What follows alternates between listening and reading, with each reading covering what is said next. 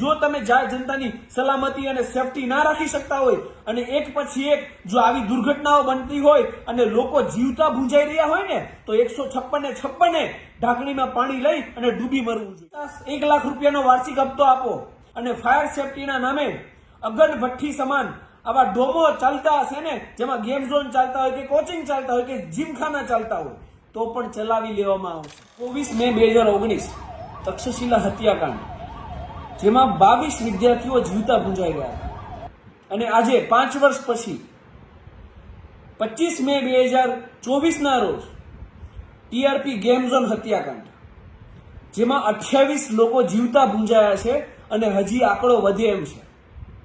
અને હું હત્યાકાંડ જ કહીશ, દુર્ઘટના ના કહી શકાય, કારણ કે દુર્ઘટના તો એને કહી શકાય જેની આપણને જાણ ના હોય।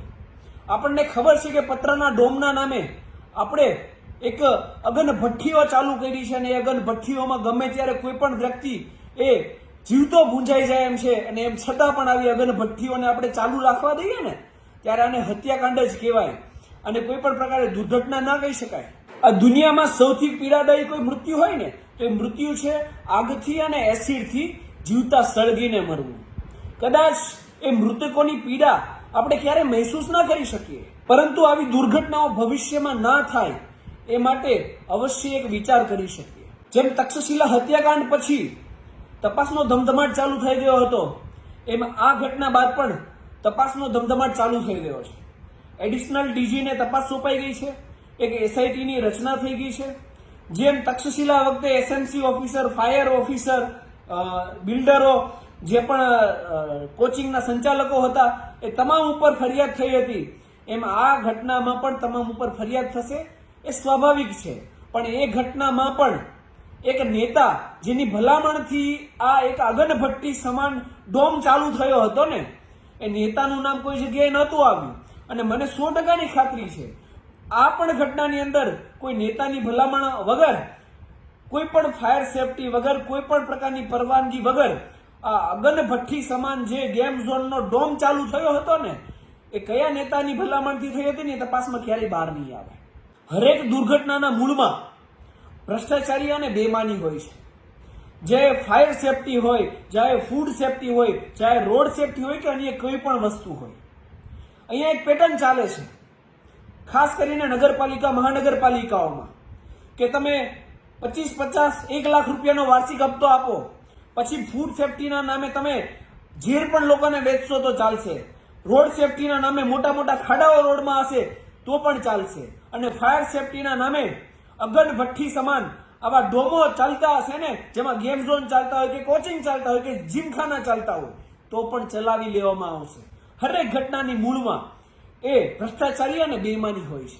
અમે 156 આપીને તમને છૂટ્યા છે, એટલા માટે નથી છૂટ્યા કે તમે રોજ સવારે ઉઠીને રીબીનો કાપવા નીકળી જાઓ, આવા ગેરકાયદેસર ડોમોમાં તમે ભલામણો કરો, ત્યાંથી હપ્તા વસૂલી ચલાવો। બસ તમારે એક જ વસ્તુ કરવી છે, માઇક લઈને મોટા મોટા ફગાફુદ્દારી કરવાની।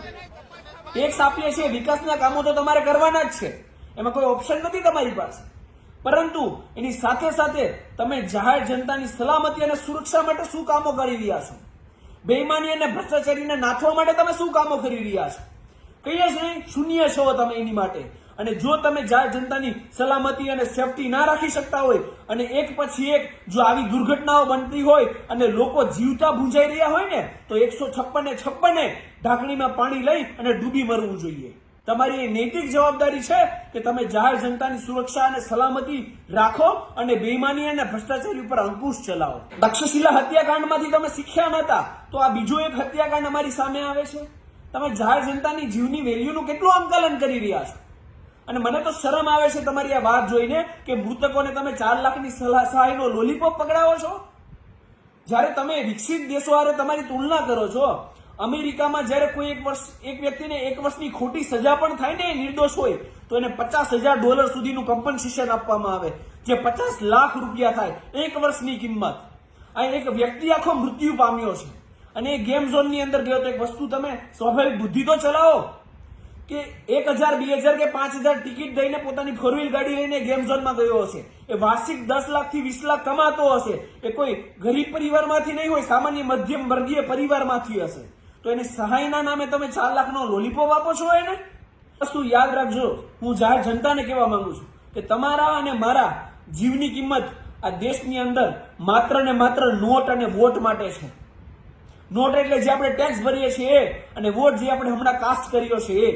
વોટ તો આપણે આપી દીધો છે, એટલે કદાચ આમાં પણ કચાશ રહેવાની છે, કારણ કે જે સ્વાર્થ છે એ નીકળી ગયો છે.